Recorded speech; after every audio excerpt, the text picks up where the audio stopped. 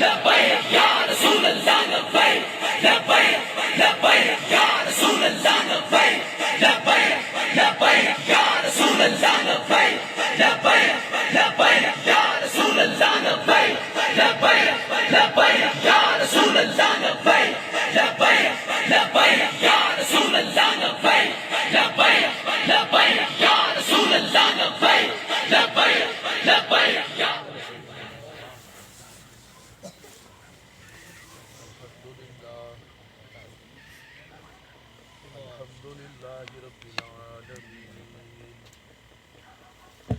والعاقبۃ للمتقین سبحان اللہ. والصلاة والسلام علی سید الانبیاء والمرسلین اما بعد فاعوذ باللہ من الشیطان الرجیم بسم اللہ الرحمن الرحیم لا تجد قوما يؤمنون بالله واليوم الآخر يوادون من هاد الله ورسوله ولو كانوا آباءهم أو أبناءهم أو إخوانهم أو عشيرتهم صدق الله العظيم وصدق رسوله النبي الكريم الأمين ونحن على ذلك لمن الشاهدين والشاكرين الحمد لله رب العالمين. قال الله تبارك وتعالى في شان حبيبه ومحبوبه مخبرا وآمرا إن الله وملائكته يصلون على النبي يا أيها الذين آمنوا صلوا عليه وسلموا تسليما.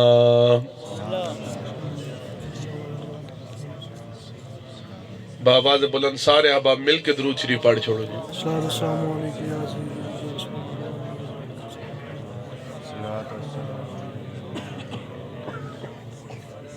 الصلاة والسلام عليك سيدي يا رسول الله وعلى آلك وأصحابك سيدي يا حبيبي يا حبيب الله.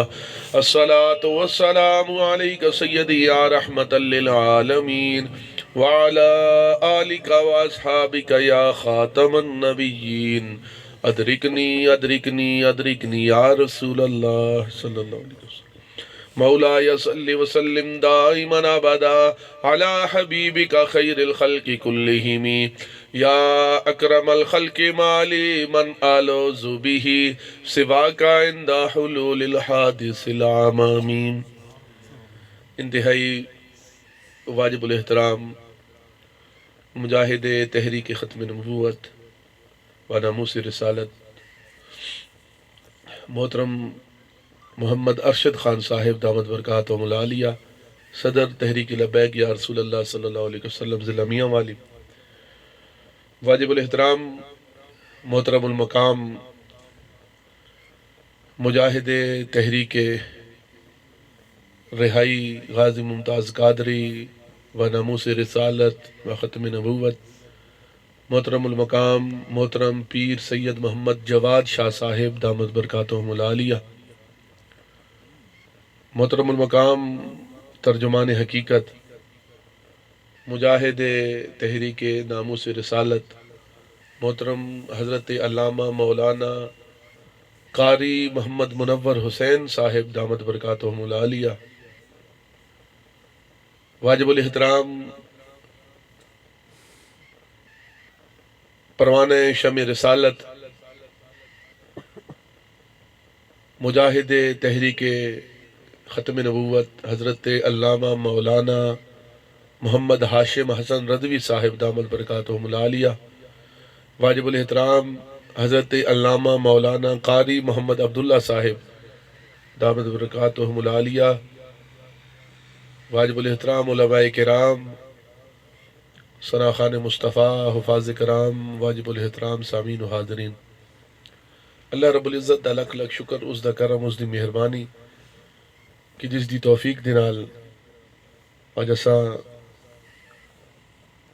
اس خوبصورت عظیم الشان تاجدار ختم نبوت کانفرنس بسلسلہ شادی خانہ آبادی جو انعقاد پذیر ہے اسے شریک ہاں اللہ رب العزت سارا آمنا مننا سننا سنامنا اپنی برکہ عالیہ قبول و منظور فرماوے اللہ تعالیٰ میں حق تے سچ بیان کرنے دی توفیق عطا فرماوے اس کو بعد میں اور تھانو اس تے عمل کرنے دی توفیق عطا فرماوے دوستو اس نے ای کو ختم کر دو شادی دے موقع تے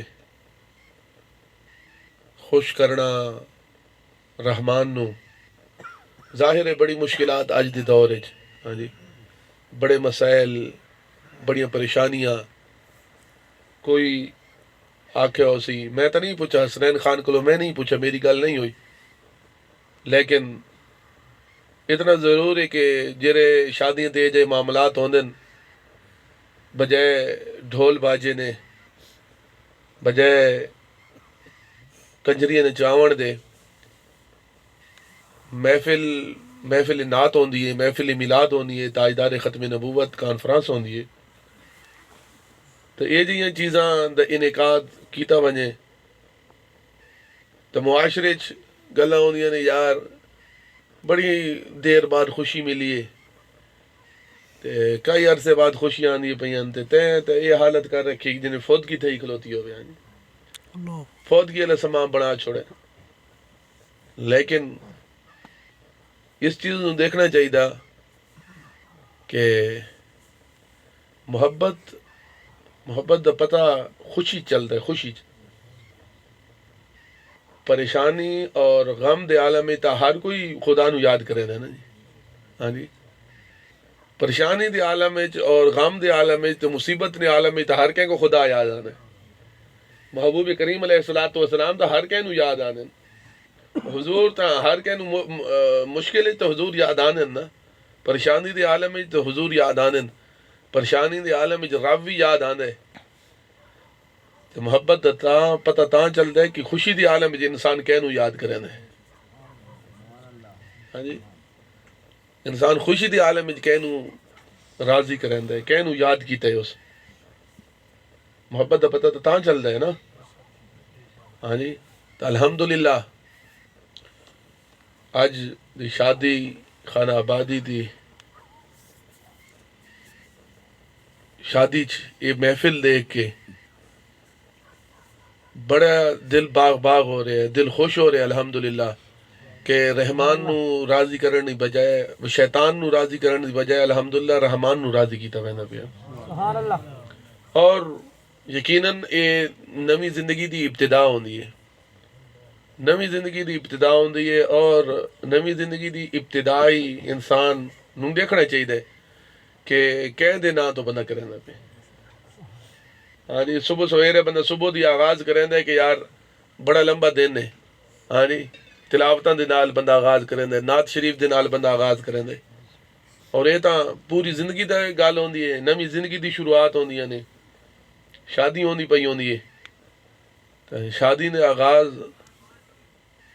تو ضرور انسان نو چاہیے کہ وہ ایک مسلمان نو چاہیے بلکہ اگلی زندگی نو بہتر بناون کر آئندہ دی آن والی زندگی نو نویں گھر نو بساون کر اسے رحمتاں اور برکتاں دا نزول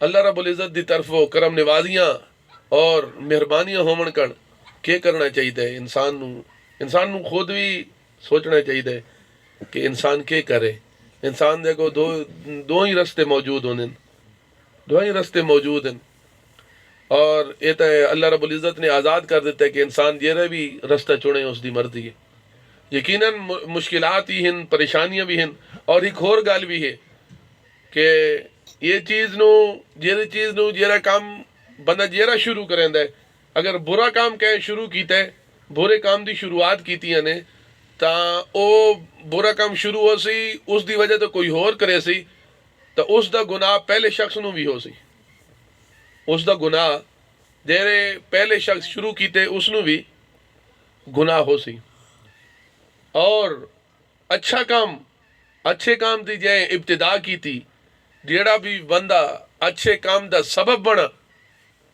وہ جتنے بھی اچھے کام ایندہ ہوندے راسن ہوندے ویسن، اس دا ثواب اس پہلے بندے نو ضرور مل رہے، جیڑے بندے اس چیز دا آغاز کیتے، جیڑے بندے اس چیز دی ابتدا کیتی، جیڑا بندہ اس چیز دا حصہ بنائے، تو یقیناً الحمدللہ وہ سارے لوگ، میں صرف حسنین خان دی گل نہ کریں دا پیان جی، سارے لوگ جیڑا لوگاں اس چیز نو ختم کیتا، اس رسم نو ختم کیتا، اس گندگی نو ختم کر کے میرے محبوب کریم علیہ السلام دی نعت خوانیاں شروع کیتیاں، میلاد پاک دی محفل شروع کیتی، تاجدار ختم نبوت دی کانفرنساں شروع کیتیاں، یقیناً وہ اس ثواب برابر دے شریک ایندہ بھی جنے بھی کوئی اس طرح دی محفل ہو سی، شادی خانہ آبادی دی محفل شادی دی تقریب اے محفل ہو سی، یقیناً اس بندے نو اس جتنا ثواب مل سی جتنا ثواب اس شادی کرن والے نو ملدا پیا وے، شادی تے محفل کرن والے نو ملدا پیا اتنا ثواب اس نو بھی ملنا ہے جڑا اس دا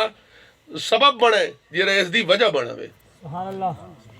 تو دوستو یقیناً بہت ہی مبارکباد نے مستحقن، چاہے وہ شاید تھوڑے دل خیال آندا پہ ہوئے کہ تقریر رکھ دیتی نہیں میں اپنی تقریر دی وجہ تو نہ آگدا پہ، میں محفل دی وجہ تو آگدا پہ، ٹھیک ہے نا؟ شادی دی محفل شادی دی تقریب اے جی محفل ہونا، شادی خانہ آباد اے جی محفل ہونا، یقیناً اس بندے نو خراج عقیدت ضرور پیش کرنا چاہیے، خراج تحسین ضرور پیش کرنا چاہیے، خراج تحسین ضرور پیش کرنا چاہیے، اس نو سلام ضرور کرنا چاہیے، اور اسا کچھ نہ کر سکے اس نو اساں مبارکباد پیش کیتی ہے، اس نو اساں خراج عقیدت پیش کر کے اس نو اساں داد دیتی ہے کہ یار بڑی گل ہے، تے بڑا بڑا کام کیتا ہے، تے بڑا اچھا کام کیتا ہے، ہاں جی اس چیز اساں بھی شریک ہو جانے، ہاں جی اس کام اساں بھی شریک ہو جانے، اس داد اساں دیتی ہے، اس دے حوصلہ افزائی کیتی ہے، حوصلہ افزائی کرنا اچھے کام نو، اس حوصلہ افزائی کرنے والے نو بھی رب کائنات نے ثواب عطا کرنا۔ سبحان اللہ، سبحان اللہ۔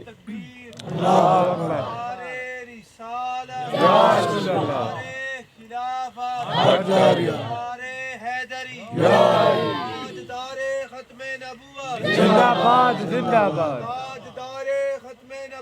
زندہ باد زندہ باد لبیک لبیک یا رسول اللہ۔ اللہ رب العزت نے ارشاد فرمایا کہ لا تجد قوما یؤمنون باللہ والیوم الآخر یوادون من حاد اللہ ورسولہ ولو کانوا آباہم او ابناہم او اخوانہم او عشیرتہم، فرمایا آپ کبھی ایسے لوگوں کو نہیں دیکھیں گے، کبھی ایسی قوم کو نہیں دیکھیں گے، کبھی ایسی قوم کو نہیں دیکھیں گے، ایسے لوگوں کو نہیں دیکھیں گے جو اللہ اور یوم آخرت پر ایمان رکھنے والے ہیں۔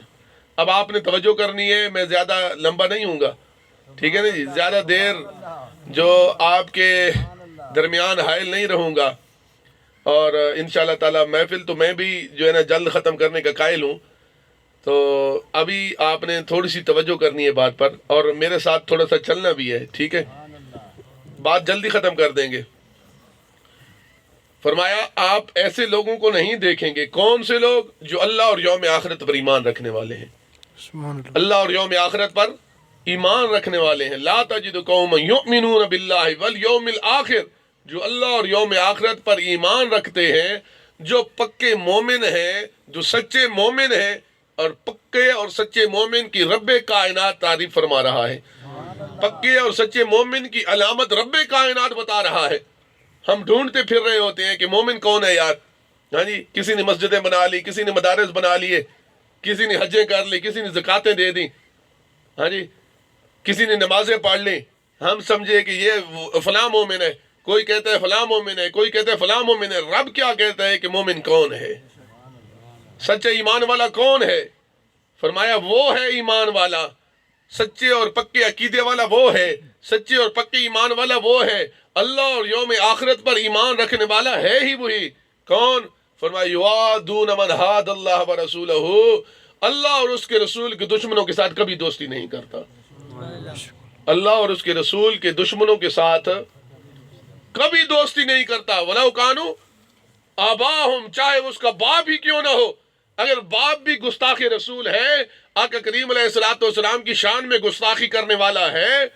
اب حضور کی شان میں رب فرماتے ہیں ان الذین یؤذون اللہ ورسولہ لعنہم اللہ فی الدنیا والآخرہ.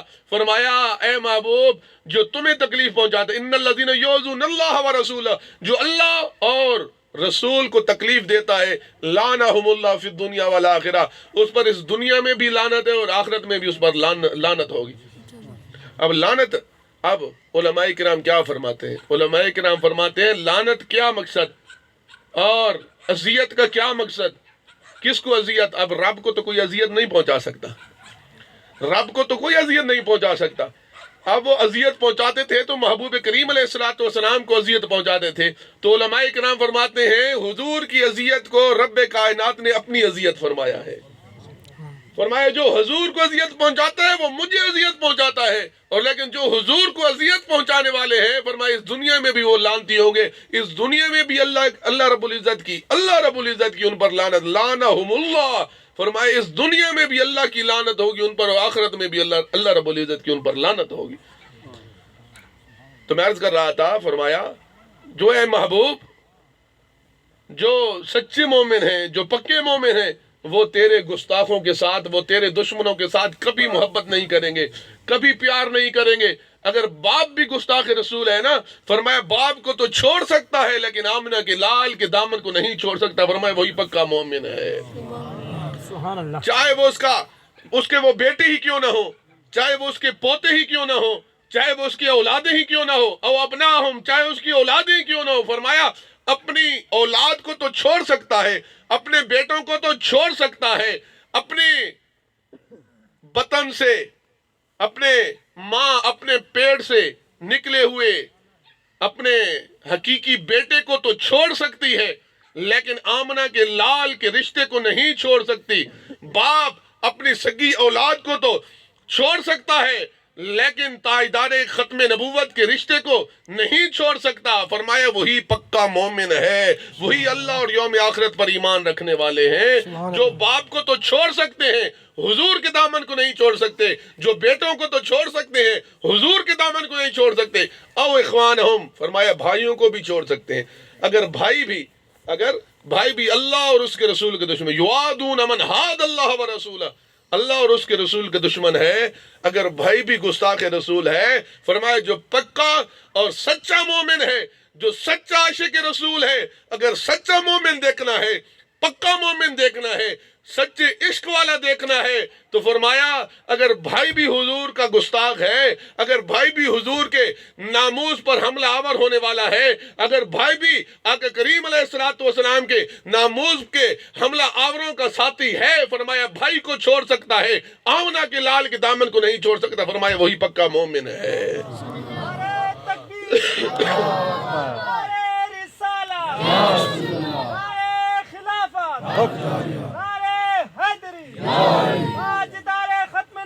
زندہ باد، زندہ باد، زندہ باد، زندہ باد.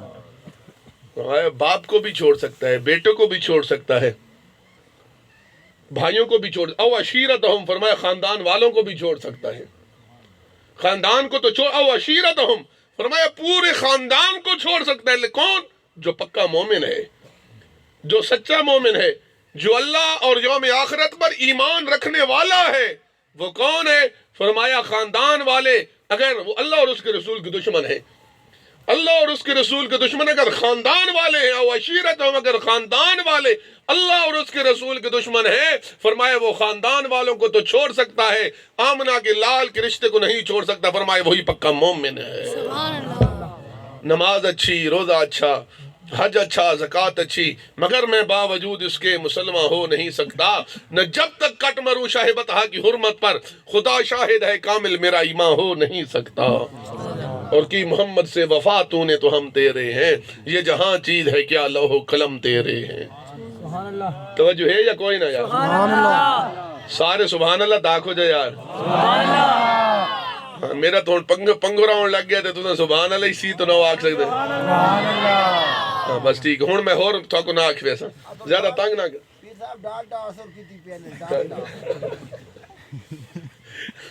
ڈالڈا اثر کر گیا. اچھا چلو آواز نہیں نکلتی میں کہ سردی زیادہ ہے. توجہ ہے جی.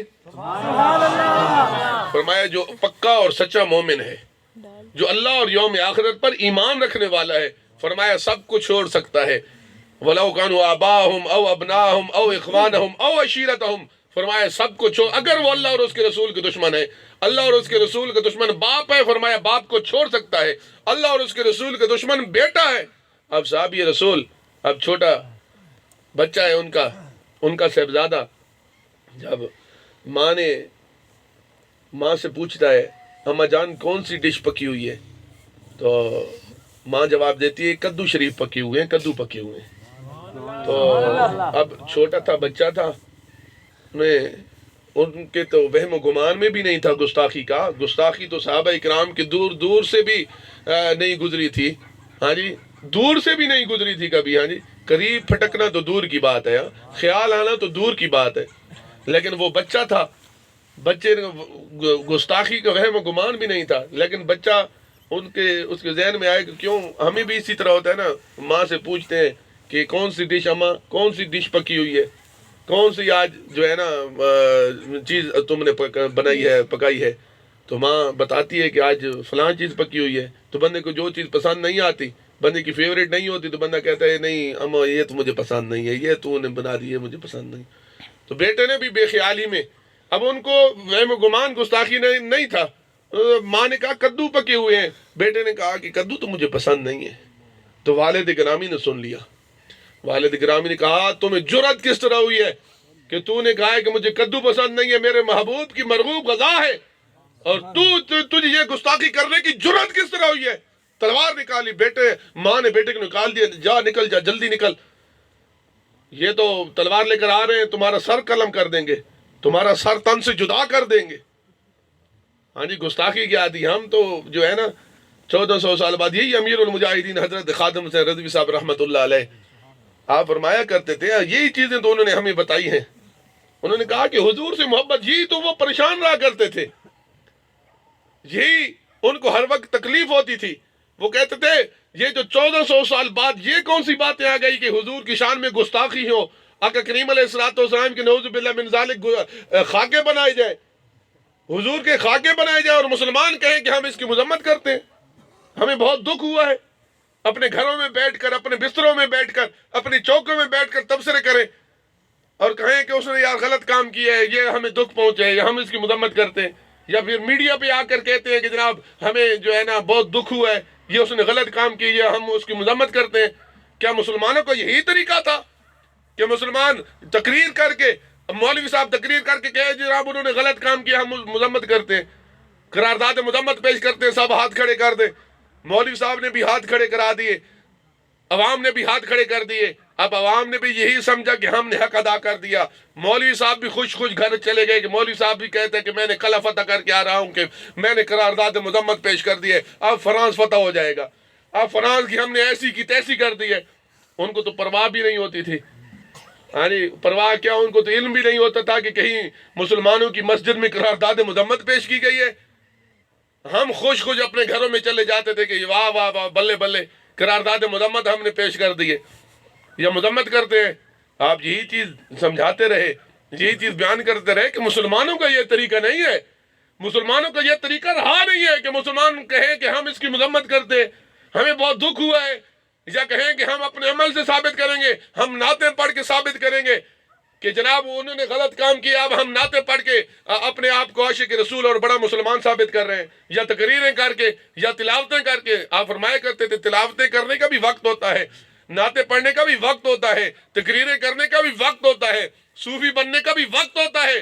لیکن جب حضور کی شان پہ حملہ ہونا تو پھر صحابہ اکرام کے عمل کو دیکھنا چاہیے کہ انہوں نے کیا کی. نعتیں پڑھی، انہوں نے کیا کیا، تقریریں کی، انہوں نے کیا کیا، تلاوتیں کی. وہ کیا مسجدوں میں گھس گئے، وہ صوفی بنے، انہوں نے تسبیح اٹھا لی؟ نہیں. جب حضور کے ناموس پہ پہرا دینے کا وقت آیا تو انہوں نے یہ نہیں کہا کہ ہم اس کی مذمت کریں، اس نے بڑا غلط کام کیا، یا یہ بہت بغیرت انسان ہے، بہت غلط کیا. نہیں، بلکہ تلوار اٹھا کے میدان بدر سجا لیا کرتے تھے، حنین سجاتے تھے، خندق سجاتے تھے، کرب و بلا کی سرزمین کو سجایا کرتے تھے، اور اپنی گردنیں پیش کر کے آقا کریم علیہ السلام کی بارگاہ میں سرخرو ہوا کرتے تھے اور عالم کفر سے بدلہ لے کے ان کو بتاتے تھے کہ قیامت تک آقا کریم علیہ السلام کی گستاخ کے لیے یہی فیصلہ خود تاجدار کائنات علیہ السلام نے فرما دیا ہے، جو احادیث مبارکہ میں لکھا جا چکا ہے، اور یہ فیصلہ قیامت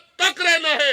کسی مولوی کے اختیار میں نہیں ہے کہ وہ کہے کہ جناب ہمیں دکھ پہنچے، تکلیف نہیں، بلکہ قیامت تک یہی فیصلہ ہے کہ من سب نبیًا فاقتلوہ، من سب نبیًا